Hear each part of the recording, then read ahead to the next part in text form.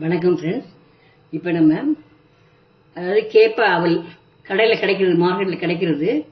கேப்ப அவலை ஸ்டஃபிங்கை வச்சு நம்ம சப்பாத்தி பண்ணுவோம். இந்த மாதிரி கிடைக்கிறது. இந்த மாதிரி கேப்ப அவலும் கிடைக்கிறது. நீங்கள் கிடைச்சா வாங்க, இல்லைன்னா சாதா அவல் கூட நம்ம வச்சுக்கலாம். நம்ம அதுக்கு தேவையான பொருட்கள்னா உங்களுக்கு எவ்வளோ, நான் 1 கப் மாவு எடுத்துருக்கேன், கோதுமை மாவு. இது வழக்கம் போல் சப்பாத்திக்கு இப்போ செய்கிற மாதிரி நம்ம உப்பு இதில் கொஞ்சம் 1 டேபிள் ஸ்பூன் தயிர் விட்டிங்கன்னா நல்லா சாஃப்டாக வரும். இந்த மாதிரி நீங்கள் பிசைஞ்சு வச்சுங்க. அதுக்கப்புறம் நம்ம அடுப்பில் எப்பயும் போல் எண்ணெயை விட்டு நம்ம முதல்ல ஜீரகம் போட்டு வதக்கிண்டு, அதுக்கப்புறம் வெங்காயத்தை பொடியாக நறுக்கிங்க, அதையும் போட்டு வதக்கிண்டு, அதுக்கப்புறம் ஒன்றுனா போட வேண்டியதான்.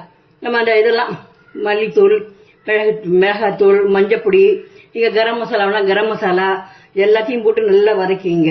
வதக்கிட்டு இந்த அவலை என்ன பண்ணுங்க, சும்மா தண்ணியில் போட்டு உடனே புழிஞ்சு எடுத்துடணும்.